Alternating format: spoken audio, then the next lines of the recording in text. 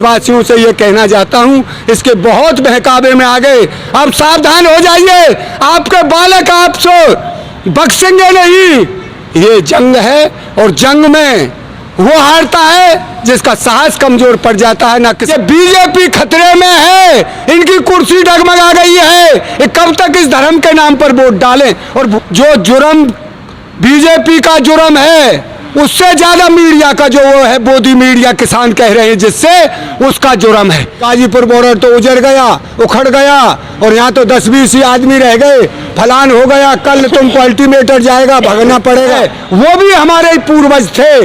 ना कोई मीडिया के घर में से होगा, ना बीजेपी के घर में से होगा। और ना देश को, जब तक हमारे इस शरीर में खून की एक बूंद भी रहेगी, हम देश के किसी के साथ अन्याय और अत्याचार नहीं होने देंगे। और आरएसएस, इन्होंने कभी राष्ट्रभक्त की बात की है? इनका कारनामा देखिए, जब अंग्रेजों के दलाल थे आज सेठों के दलाल हो गए, आज हमारी खेत को भी बेच रहे हैं।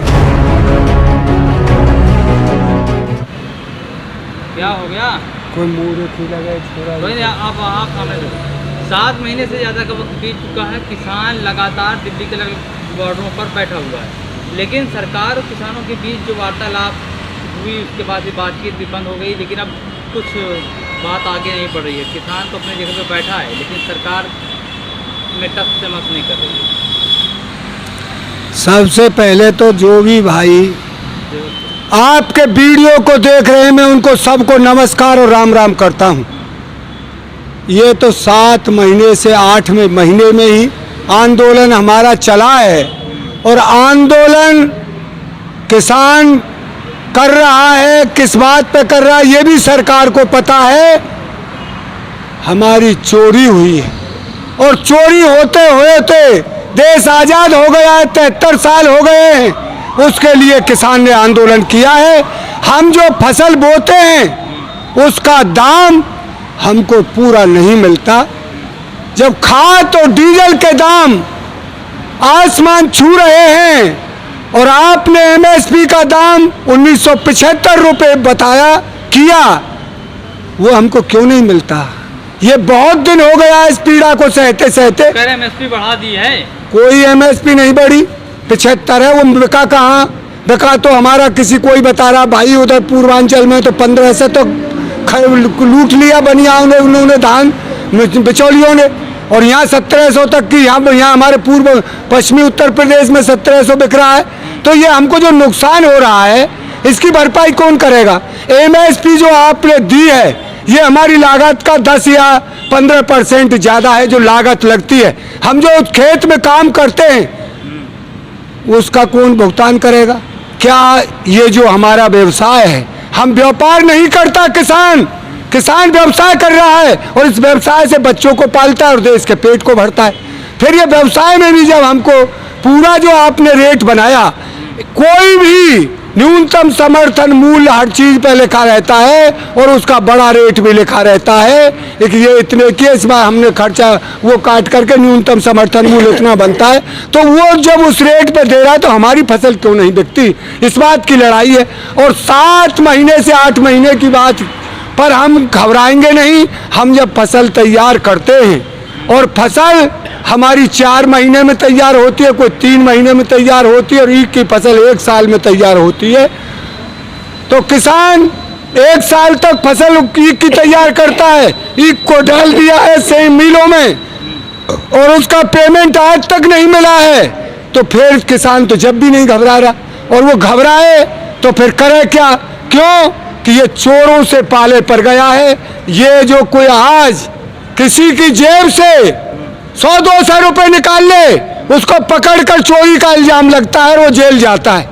और हमारा दोहरे दौर पर माल लूट रहा है। इस सरकार ने आज तक क्यों नहीं उनसे कहा भाई ऐसे क्यों मंदा ले रहे हैं? तो हम, यही हमारी मांग है कि हम अपनी कानून बनाइए। जो आप एमएसपी का रेट तय करते हैं उसका हमको कानून चाहिए। यही लड़ाई है हमारी और सरकार की। अभी तो जिस तरह से 5 राज्यों में चुनाव हुए, उसके बाद जो सरकार बीजेपी सरकार को मुंह की खानी पड़ी। बंगाल में भी चुनाव हार गई, उत्तर प्रदेश में चुनाव है, उसके बाद वहाँ पर है बंगाल में, पंजाब में चुनाव है, उत्तराखंड में चुनाव है। क्या किसान किस चुनाव में क्या भूमिका होगी? क्या अरे किसान- झूठ किसी का ज्यादा दिन नहीं चलता। बीजेपी का झूठ सबकी समझ में आ गया। इसने जातिवाद, धर्मवाद, मंदिर मस्जिद इस पर राजनीति की है। इसने विकास का नाम कभी लिया नहीं। इन्होंने कहा था एक हम 2 करोड़ रोजगार पे बात करते ही नहीं। रोजगार पर तो मोदी जी ने आज देश का युवा बेरोजगार घूम रहा, दर ठोकर खा रहा। जो पढ़ गया है उसको रोजगार नहीं मिलता, उसको नौकरी नहीं मिलती। जो MA BA BSc करे डोलते हैं वो आज लट्ठों पर चढ़ रहे हैं बेचारे। 3-3 4-4 4-4 5-5 हजार की नौकरी करने के लिए मजबूर हो रहे हैं। फिर भी इन मोदी जी को ये नहीं आता कि मैंने क्या वादा किया था। यही वादा तो किसान से किया था। जब ये गुजरात के मुख्यमंत्री थे, इन्होंने मनमोहन सिंह जी को पत्र लिखा, एक आप किसानों का उनको वाजिब दाम दिलाइए, फसल का उसका बननी चाहिए, ये जो न्यूनतम समर्थन मूल्य की कानूनी जामा पहनना चाहिए और किसान का हक मिलना चाहिए। आज जब गरीब का ले बेटा बन करके देश को ठग लिया है, आज क्या हो गया? आज क्यों नहीं कहते भाई हम तो कानून बनाएंगे, ये तो बहुत जुर्म हुआ है किसानों के साथ। यही तो लड़ाई है किसान के लिए। मीडिया तो गुजरात मॉडल दिखा करके मोदी जी को सत्ता कुर्सी सौंप दी थी।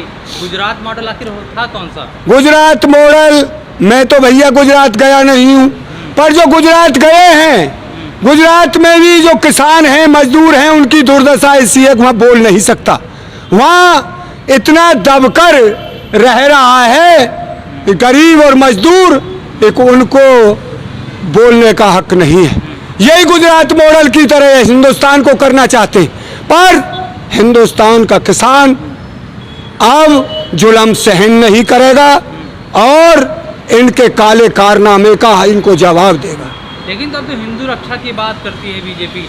जिस तरह से टीवी चैनलों पर अब डिबेट चलाया जा रहा है, धर्मांतरण को लेकर के धर्मांतरण हो रहा है, वो हिंदुओं की रक्षा करने की बात बीजेपी करती है कि वहाँ पर हिंदू खतरे में है उत्तर प्रदेश के अंदर। देखिए, हम में ये खास आंकड़े तो है नहीं, पर जब यहाँ 70 हिंदू हों और 30 दूसरा धर्म हो, मुसलमान धर्म से इनकी घृणा है ज़्यादा, तो यार एक बात बता, 70 को 70 खतरे में कैसे है जाएंगे? ये बीजेपी खतरे में है, इनकी कुर्सी डगमगा गई है। ये कब तक इस धर्म के नाम पर वोट डालें और भूखे बैठे रहें अपने घरों में? और जो कोरोना में क्या हुआ? कहाँ से भी आप कैसे कहते हैं बीजेपी खतरे में? बीजेपी खतरे में, वोट नहीं देगा कोई इसे, क्यों दें? हमें तो शिक्षा चाहिए, स्वास्थ्य की रक्षा चाहिए, हमारी फसल का दाम चाहिए, हमको सड़क चाहिए, बिजली चाहिए धर्म के ऊपर, और हम टैक्स देते हैं। हमको चाहिए भी हो, हम टैक्स देते हैं। हर हिंदुस्तान का नागरिक टैक्स देता है, फिर इनकी बातों को क्यों मानेंगे? लेकिन वो लोग कौन है जो कह रहे हैं कि कोरोना काल में जो मौतें हुई हैं, अगर प्रधानमंत्री मोदी ना होते, कोई और होता तो और मौतें होती। मोदी जी थे जो बचा लिए।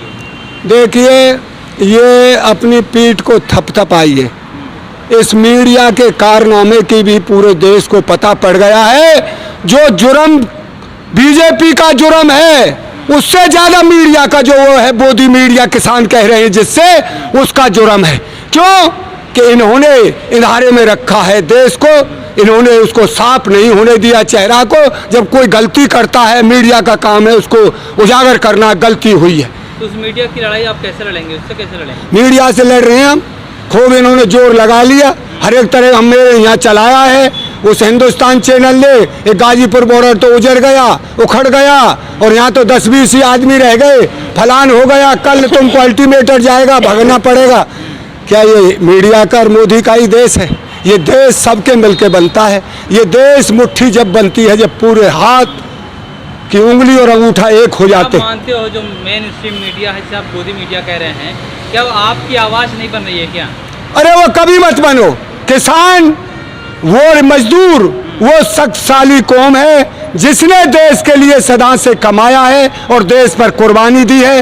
वो हम ही थे जो शहीद भगत सिंह, चंद्रशेखर आजाद, खुदीराम बोस और वो उस्ताकुल्ला खां, वो जो सब ने मिलकर इस देश को सजाया है, वो भी हमारे ही पूर्वज थे।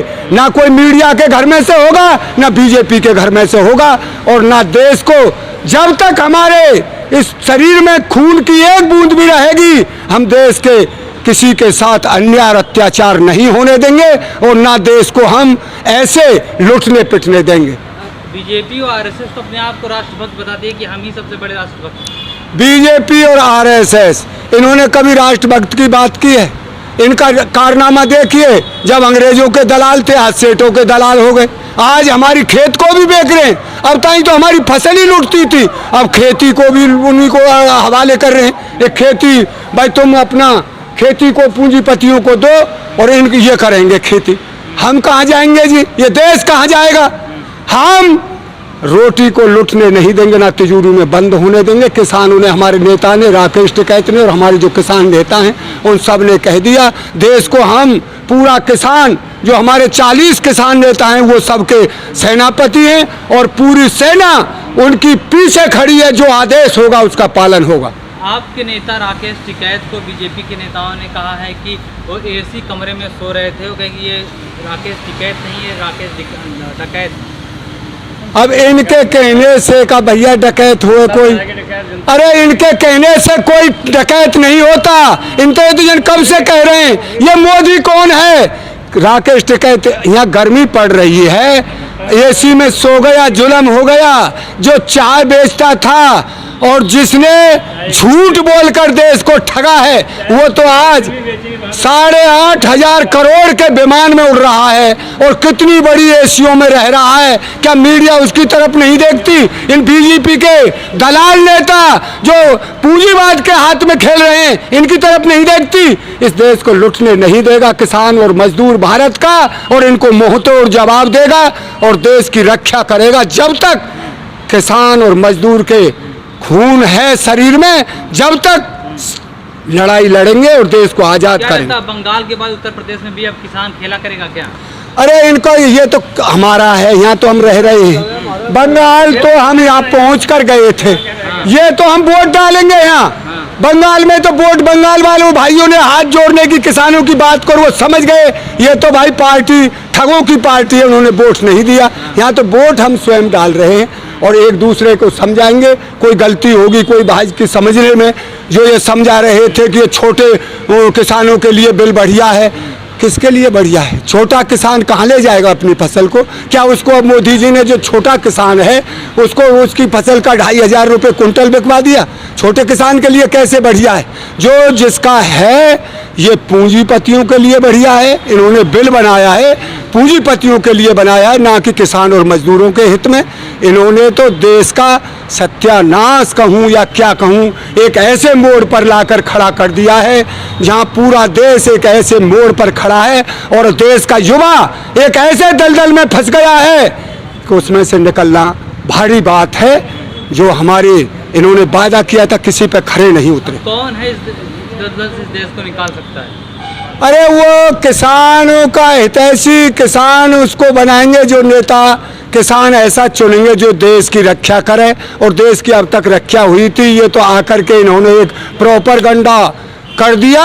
एक 70 साल से कांग्रेस लूट रही है देश को। हमने कांग्रेस का, मैं कहता हूँ, आज तक वोट नहीं लगाया। बीजेपी का तो अभी मैंने वोट दे दिया है, पर जितने झूठा और फ्रॉड ये हैं, अरे नए बालक समझ नहीं पाए इनकी चाल को। नहीं, देश में था नहीं कुछ, एक सुई भी नहीं बनती थी। कांग्रेस ने तो सांची पूछे देश को खड़ा किया अपने पांवों पे, सड़क भी दी और तेरे सरकारी बहुत चीज दी, मील बनाई, उद्योग लगाए। इन्होंने तो बर्बाद कर दिया है देश को। ताले जड़ गए, जहां हमको 90% उद्योग से मिलता था रोजगार, वो खत्म हो गया, उनके ताले जड़ गए। इन्होंने अनसमझ, बेपढ़ा कहूँ या क्या कहूँ, इस प्रधानमंत्री ने जो नोटबंदी और जीएसटी देश के सामने ले आया है, ये बर्बादी का कारण है। और इसने 4, 6, 10, 5 घर जो बड़े पूंजीवाद के हैं उनको पूरे देश को संसार के उसमें लग गया। इसी की ढूंढ के आया था मैं डिजिटल इंडिया बनाऊंगा। कहाँ बन गया डिजिटल इंडिया?